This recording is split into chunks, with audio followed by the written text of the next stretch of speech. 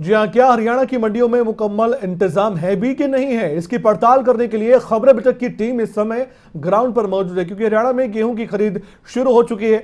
मंडी में किस तरह के इंतजाम है, कैसी व्यवस्था है, प्रशासन ने जो दावे किए हैं वो धरातल पर क्या सही उतर पाते हैं या फिर वो दावे धराशायी हो गए हैं, इसी की पड़ताल करने के लिए हमारे संवाददाता सोनीपत से नितिन अंतिल मंडी में पहुंचे। क्या उन्होंने देखा, उनकी रिपोर्ट के जरिए आप भी जान लीजिए।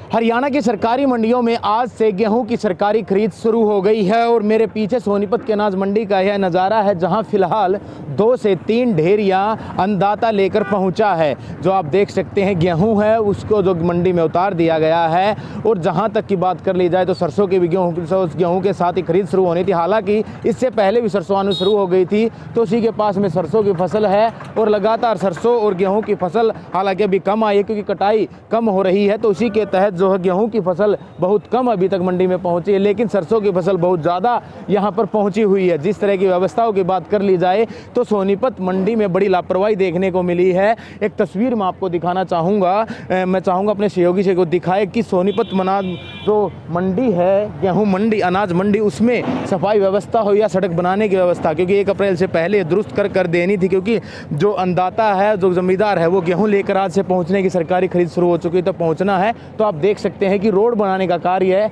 आज ही किया जा रहा है। सफाई का काम हो या रोड बनाने का काम हो, यह एक बड़ी लापरवाही अधिकारियों के सामने भी आई है कि यह काम पहले होना था लेकिन यह आज हो रहा है। जो पहले होना था उसे आज किया जा रहा है, तो कहीं ना कहीं एक बड़ी लापरवाही है। और जिसके चलते जो अधिकारी हैं वो फिलहाल जो निरीक्षण करने के लिए पहुंचे हैं मंडी में, और जो मंडी हैं उनके जो मंडी सेक्रेटरी हैं वो फिलहाल अब मंडी में पहुंचने की जो उनकी गाड़ी है वो आई है, उनसे भी बातचीत करने की कोशिश करेंगे कि आखिरकार ये जो मंडी की व्यवस्थाएं है पहले दुरुस्त होनी थी, लेकिन वो चलेगा आगे की तरफ चली गई उनकी गाड़ी। तो कहीं ना कहीं एक बड़ी लापरवाही है। इसके साथ ही जो गेहूँ, जो सरसों की फसल या गेहूँ की फसल लेकर पहुँचे हैं, उनसे भी बात करने का प्रयास करेंगे कि आखिरकार मंडी में व्यवस्थाएँ कितनी हैं।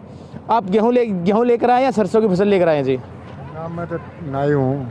फिर भी मंडी में कोई व्यवस्था है? ना, व्यवस्था तो है नहीं। अधिकारी तो कह रहे थे कि सारी व्यवस्था देंगे, पीने के, पानी की, बैठने की। ना, पानी उनी की व्यवस्था तो है मगर उतना नहीं है। उतना नहीं है जितनी होनी चाहिए? हाँ, कम है। कम है। चलो, एक अन्नदाता भी हैं जो अपनी सरसों की फसल यहाँ पर लेकर आए हैं, उनसे भी बात करने का प्रयास कर लेते हैं कि आखिरकार वो मंडी में पहुँचे हैं तो उन्हें कोई व्यवस्था मिली है या नहीं मिली है। क्योंकि अधिकारी बार बार दावा करते हैं कि जो भी किसान अपनी फसल लेकर पहुँचेगा सभी व्यवस्थाएँ दी जाएंगी। क्या नाम है जी, किस चीज़ की फसल लेकर पहुँचे हो? मंडी में व्यवस्था है कोई? ठीक लगी भाई, मैंने तो जीत में ले रहा हूँ। फिर भी अधिकारी कह रहे थे कि बैठने की व्यवस्था करेंगे, पानी की व्यवस्था करेंगे। वह पानी दुकान पे मिल जाए, वैसी व्यवस्था नहीं है कोई? नहूँ तो मना नहीं देखी बेटा की। शौचालय कोई व्यवस्था?